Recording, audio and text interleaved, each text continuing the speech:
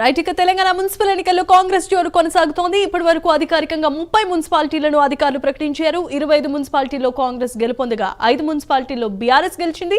ఇప్పటి వరకు 550 వార్డులలో కాంగ్రెస్ విజయాన్ని సాధించగా 330 వార్డులలో బీఆర్ఎస్ విజయాన్ని సాధించింది. ఇక 60 వార్డులలో బీజేపీ గెలుపొందింది. కొడంగల్ మున్సిపాలిటీని కాంగ్రెస్ కైవసం చేసుకుంది. సీఎం రేవంత్ సొంత నియోజకవర్గంలో కాంగ్రెస్ జోరు కొనసాగుతోంది. ఇక మున్సిపల్ ఎన్నికల్లో కాంగ్రెస్ జోరుపై మరిన్ని వివరాలను మా ప్రతినిధి అజీం అందించడానికి సిద్ధంగా ఉన్నారు. అజీం, చెప్పండి.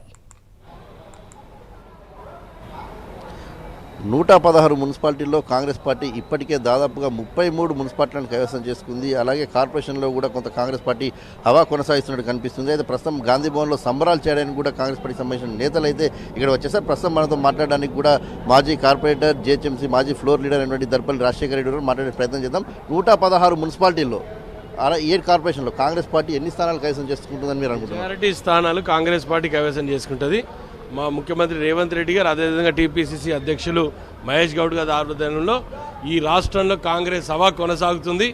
ఎట్టి పరిస్థితుల్లో ప్రతి మున్సిపాలిటీ, ప్రతి కార్పొరేషన్ కాంగ్రెస్ పార్టీ కైవసం చేసుకొని ఈ ప్రజలకు ఏదైతే మేము అన్నామో, ఏవైతే వాగ్దానాలు చేసినామో అవన్నీ నిలబెట్టుకుంటాం. మీరు అంటే ఫలితాలు చూస్తుంటే కూడా బీఆర్ఎస్ మరీ అంత డీలాగా లేదు. కొన్ని స్థానాలు కూడా బీఆర్ఎస్ వాట్సాప్ మెంబర్ల స్థానాలు గెలుచుకుంది, 5 మున్సిపాలిటీ కూడా గెలుచుకుంది. అంటే మీరు ఊహించిన దానికంటే కూడా బీఆర్ఎస్ కొంత ఏం లేదు. కొన్ని చోట్ల మాతో పాటు ఆశించిన వారి సంఖ్య పెరగడం వల్ల, కొంచెం ఓట్ స్ప్లిట్ జరగడం వల్ల బీఆర్ఎస్ కొన్ని స్థానాలు వచ్చినాయి తప్ప దానికన్నా మించి ఏం లేదు. ఎందుకంటే మా దగ్గర పోటీతత్వం పెరిగింది. ఎందుకంటే ప్రజలకు నమ్మకం ఏర్పడ్డ పార్టీ కాబట్టి పోటీతత్వం పెరిగింది. పోటీ పెరిగినప్పుడు ఏమైతే నేను నిల్చుంటా, నువ్వు నిల్చుంటా అన్నప్పుడు కొంచెం ఆ రెబల్ల బెడద ఉండడం వల్ల అక్కడ పోటీతత్వంతో కొంత స్థానాలు వాళ్ళు కైవసం చేసుకున్నారు తప్ప ఏ మున్సిపాలిటీ కూడా, ప్రతి మున్సిపాలిటీ ఏదో 1-2 మున్సిపాలిటీ వాళ్ళు కొడుతుండొచ్చు. కానీ ప్రతి మున్సిపాలిటీ కాంగ్రెస్ పార్టీ అత్యధిక మెజారిటీ తోటి ప్రతి చోట కైవసం చేసుకోబోతుంది. కాంగ్రెస్ పార్టీ అధికారంలో ఉంది, కానీ ఎందుకు సిరిసిల్ల, సిద్దిపేట లాంటి జిల్లాలో ఉన్నటువంటి మున్సిపాలిటీలను కైవసం చేసుకోలేకపోతుంది? ఉంటుందంటే మున్సిపల్ మినిస్టర్గా పనిచేసిండు, అక్కడ లోకల్ ఉన్న పరిస్థితులు ఇవన్నీ కూడా మనం చూసుకోవాలి. అక్కడ లోకల్గా ఆయన ఎమ్మెల్యే, మున్సిపల్ మినిస్టర్గా పనిచేసిండు కాబట్టి సరే ప్రజలు కొంచెం ఆయన మీద నమ్మకం పెట్టుకొని చేసిన, మరి అదే నమ్మకం బయట మొత్తం ఎందుకు రాలేదు అంటే నేను అనేది ఒకటే. ఎందుకంటే ఎప్పుడైనా ఈరోజు కాంగ్రెస్ పార్టీ రేవంత్ రెడ్డి గారి నాయకత్వాన్ని రాష్ట్ర ప్రభుత్వం ఈ పనితీరుని ప్రజలు మెచ్చుకుంటున్నారు కాబట్టి ప్రతి స్థానం, ప్రతి మున్సిపాలిటీని కాంగ్రెస్ పార్టీ, ప్రతి డివిజన్ని, ప్రతి మున్సిపల్ కౌన్సిలర్ వార్డుని కైవసం చేసుకుంటుంది. గతంలో 2024 పార్లమెంట్ ఎన్నికల్లో జరిగినట్టే ఇప్పుడు కూడా మున్సిపల్ ఎన్నికల్లో బీఆర్ఎస్, బీజేపీ కలిసి పోటీ చేస్తున్నాయని అనుకుంటున్నారు. కాంగ్రెస్ పార్టీకి సంబంధించిన నేతలు విమర్శించకుండా ఏముంది చెప్పండి. బీఆర్ఎస్, బీజేపీ ఎప్పుడో ఒకటే అనేది నా ఎలక్షన్ అప్పటి నుంచి చూసుకుంటూ వస్తున్నా. ఇప్పుడు నాదే ప్రధాన ఎలక్షను. కాంగ్రెస్ పార్టీ లింగోజ్గూడ పెడితే ఎలక్షన్ జరిగినప్పుడు బీఆర్ఎస్, బీజేపీ ఓపెన్గా పోటీ చేసినాయి కదా 2 కలిపి. దానికన్నా నిదర్శనం ఏం కావాలి? ఆ రోజు కూడా కాంగ్రెస్ పార్టీ గెలిచింది, ఈ రోజు కూడా కాంగ్రెస్ పార్టీ గెలుస్తుంది.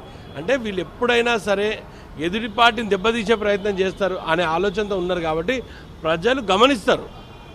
ప్రజలంతా గుడ్డిగా ఏం లేరు, అన్ని గమనించినందుకే ఈరోజు అత్యధిక స్థానాల్లో కాంగ్రెస్ పార్టీని ముందుకు తీసుకుపోతున్నారు. కవిత కూడా అంటే ఫార్వర్డ్ బ్లాక్ సింబల్ పైన గద్వాలలోని వడ్డేపల్లి మున్సిపాలిటీ గెలుచుకుంది. అంటే కవిత ప్రభావం కూడా రానున్న రాజకీయాల్లో ఉంటుందా, ప్రస్తుతం మున్సిపాలిటీ కూడా ఉంటుందని మీరు భావిస్తున్నారా? అది ఒక ఏదో అక్కడ ఉన్న పరిస్థితులు ఏందో, నాకు గద్వాల పరిస్థితులు నాకు తెలియదు. కానీ సరే, what ever, I wish Kavitha also all the best. అదొక మున్సిపాలిటీ గెలిచినందుకు వాళ్ళందరికీ కూడా, గెలిచిన వాళ్ళందరికీ కూడా నా కృతజ్ఞతలు, నా అభినందనలు కూడా తెలియజేస్తూ, ఎట్ ద సేమ్ టైం అక్కడ ఏ పరిస్థితుల్లో ఓడిపోయినామో మేము బేరీజ్ చేసుకుంటాం. ఖచ్చితంగా అక్కడ కూడా ఏం జరిగింది అనే దాని మీద స్పష్టత రావాల్సిన అవసరం ఉన్నది. 7 కార్పొరేషన్లో 5 కార్పొరేషన్ల పైన కాంగ్రెస్ పార్టీ క్లారిటీగా ఉంది. కానీ నిజామాబాద్, కరీంనగర్ విషయానికి వచ్చినట్లయితే బీజేపీ ప్రభావం ఉంటుందని అనిపిస్తుంది. 7 కార్పొరేషన్లు మేము గెలవాల్సి అనుకున్నాం. 7 కార్పొరేషన్ కాన్సన్ట్రేట్ చేసినాం.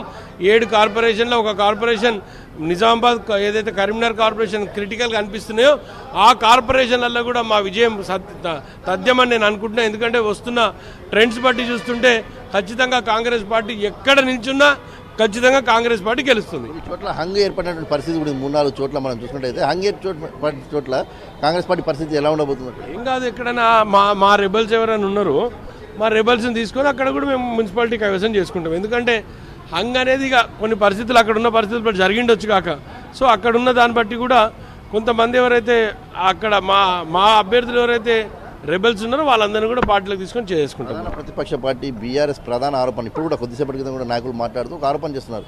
బీఆర్ఎస్ గాలి తగ్గిందన్నారు, కానీ చూస్తే ప్రజల్లో ఏదైతే సింబల్ పైన జరుగుతున్న ఎన్నికలు ఇవి, కానీ దీంట్లో కూడా బీఆర్ఎస్ పార్టీ ఏదైతే అత్యధిక స్థానాలు సాధిస్తూ వస్తుంది అంటే ప్రభుత్వంపై ఎంత వ్యతిరేకత ఉందో ఇప్పటికైనా కాంగ్రెస్ పార్టీ అర్థం చేసుకోవాలి. పంచాయతీ ఎలక్షన్స్ అయినప్పుడు ఏమన్నారు, ఎలక్షన్స్ సింబల్ పైన ఎలక్షన్ రాని చూద్దాం కానీ అన్నారు. మరి ఈరోజు చూస్తున్నారు కదా, సింబల్ పైన ఎలక్షన్ వస్తే ఎట్లుంటుంది అనేది ఈరోజు చూస్తున్నారు కదా. మెజారిటీ స్థానాలు అంటే మెజారిటీగా 90%, నిన్నటి వరకు 81, 82, 83 అన్న పర్సంటేజ్ 95% మేము ఈరోజు గెలుచుకోబోతున్నాం కదా మున్సిపాలిటీస్. ఏ విధంగా ఆలోచిస్తారు, ఇంకా ఏం ఆలోచన పెట్టుకొని మాట్లాడుతున్నారు? మొన్నైతే గ్రామ పంచాయతీ ఎన్నికలు జరిగినప్పుడు ఏమన్నారు, ఇవి సింబల్ లేని ఎలక్షన్ కాబట్టి భయంతోనో భక్తితోనో అక్కడ జరిగిన ఎలక్షన్ అన్నారు. మరి ఈరోజు ఏం ఎలక్షన్ జరిగింది? మున్సిపాలిటీస్ క్లియర్ కట్గా ఒక సింబల్ అంటే గుర్తు, కాంగ్రెస్ పార్టీ గుర్తును చూసే కదా ఓటేసింది. ఈరోజు నన్ను నిన్నో చూసి వేసింది ఓటు కాదు కదా. కాంగ్రెస్ పార్టీ ఖచ్చితంగా ఈ రాష్ట్రంలో అత్యధిక సీట్లు సాధిస్తుందని మరొకసారి నమ్మకంతో చెప్తున్నాను నేను. బీజేపీ ఏమో మమ్మల్ని బీఆర్ఎస్తో పొత్తు అంటున్నారు, కానీ కాంగ్రెస్ పార్టీ ఎంఐఎంతో పొత్తు కొనసాగిస్తుంది. నిజామాబాద్, కరీంనగర్ లాంటి ప్లేస్లలో ఎంఐఎం లేకుంటే కాంగ్రెస్ పరిస్థితి ఉండదని చెప్పారు. మా ముఖ్యమంత్రి గారు చాలా క్లియర్గా చెప్పారు, బీజేపీ పార్టీకి ఉన్నాడు ఏకైక దేవుడు అసదుద్దీన్ ఓవైసీ. ఆయన నమ్ముకొని రాజకీయం చేస్తూనే ఉన్నారు వీళ్ళు. అసదుద్దీన్ ఓవైసీ వాళ్ళ దేవుడు. చిత్రపటాలు కూడా ఇస్తాం, వాళ్ళ ఇంట్లో పెట్టుకోవాలి, రోజు పూజ చేసుకోవాలి. గెలిచిన స్థానాలన్నీ కూడా వాళ్ళు గెలిచింది ఏమి లేదు, రూపాయి తెచ్చింది లేదు, రూపాయి పీకింది లేదు ఈ రాష్ట్రాని కోసం. సో వాళ్ళు చేయాల్సింది ఏంది, మేము అసదుద్దీన్ ఫోటోలు, అక్బరుద్దీన్ ఫోటోలు తెచ్చిస్తాం, వాళ్ళ ఇంట్లో పెట్టుకొని పూజ చేయాలి రోజు. అంతకు మించి చేసేది ఏం లేదు వాళ్ళకు. వాళ్ళు దేవుని నమ్ముతలేరు. అసద్ అక్బర్ని నమ్ముకుంటే చాలు మేము గెలిచిపోతాము.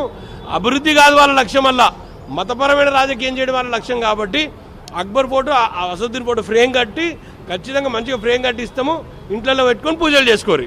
చోట్ల ఓటర్లు వినతి పత్రాలు కూడా రాస్తున్నారు వాళ్ళు ఓట్లేసే దాంతోపాటు. అక్కడ ఉన్న పరిస్థితి తగ్గట్టు వాళ్ళకు కొంత పైసలు రావాలని, అలాగే రైతు బంధు ఇంకా వేయలేదని చెప్పి కూడా వినతి పత్రాలు కూడా రాస్తున్నారు. రైతు బంధు ఆల్రెడీ ఎక్సర్సైజ్ జరుగుతున్నది, ఖచ్చితంగా రైతు బంధు వేస్తారు, వేయకుండా ఏముండరు. రైతు బంధు విషయంలో ఎవ్వరు భయపడాల్సిన అవసరం లేదు. రాష్ట్రంలో ఆర్థిక పరిస్థితులను బట్టి ఎప్పుడు అనుకూలంగా ఉంటే అప్పుడు రైతు బంధు వేసుకుంటూ పోతారు. ఏ రైతు కూడా అన్యాయం జరగకుండా చూసుకోవాల్సిన బాధ్యత ఈ రాష్ట్రంలో కాంగ్రెస్ పార్టీకి మీరు ఇచ్చిండ్రు కాబట్టి కాంగ్రెస్ పార్టీ ఆ విధంగానే నడుచుకుంటుంది. ఏ రైతుకు ఇబ్బంది జరగదు. ఖచ్చితంగా రైతు బంధు వేస్తామని పదే పదే మా ముఖ్యమంత్రి గారు, మా క్యాబినెట్ మినిస్టర్స్ అందరూ కూడా చెప్తున్నారు. కాబట్టి ఎక్కడ దిగులు చెందిన అవసరం లేదు. రైతు బంధు ఫైనాన్షియల్ క్రైసిస్లో ఉన్న రాష్ట్రాన్ని మెల్లిమెల్లిగా ఒక స్టేజ్కి తీసుకొని వచ్చిన ఘనత ఈరోజు రాష్ట్ర కాంగ్రెస్ పార్టీది. చివరి ప్రశ్న ఒకసారి, ఎందుకంటే రానున్నటువంటి జెడ్పీటీసీ, ఎంపీటీసీ ఎన్నికల్లో కాంగ్రెస్ హవా ఇలాగనే కొనసాగుతుందని ఆశిస్తున్నారు. దీనికన్నా మేము బ్రహ్మాండంగా పర్ఫామ్ చేస్తాం. Already we have reached what we are really, అంటే మేము ఏమైతే అనుకున్నామో రీచ్ అయిపోయినాం. ఖచ్చితంగా రానున్న రోజుల్లో కాంగ్రెస్ పార్టీకి ఇంతకైనా మెరుగైన విజయాలు తీసుకొని వస్తాం. ఖచ్చితంగా మున్సిపాలిటీలో ఏదైతే కాంగ్రెస్ పార్టీ దాదాపు 90% స్థానాలను కైవసం చేసుకోబోతుంది. కార్పొరేషన్ల విషయంలో కూడా 7కి 7 కైవసం చేసుకుంటాం, ఎలాంటి అనుమానం లేదు. అది కరీంనగర్ కానివ్వండి, నిజామాబాద్ కానివ్వండి. అలాగే రానున్న రోజుల్లో కూడా మరిన్ని స్థానాలు ఏదైతే జెడ్పీటీసీ, ఎంపీ స్థానాల్లో కూడా మెరుగైన ఫలితాలు వస్తాయి తప్ప ఎక్కడ లేదు. కాంగ్రెస్ ప్రభుత్వంపై ప్రజల్లో పూర్తి విశ్వాసం ఉంది, నమ్మకం ఉంది. సో అలాగే కాంగ్రెస్ పార్టీకి సంబంధించిన సీట్లు చూసినటువంటి సంఖ్య పరంగా కూడా మనకు తెలిసిపోతుందని చెప్పి కూడా కాంగ్రెస్ పార్టీకి సంబంధించిన నేతలు చెప్తున్నారు. Jemimah, thanks for the updates Azeem.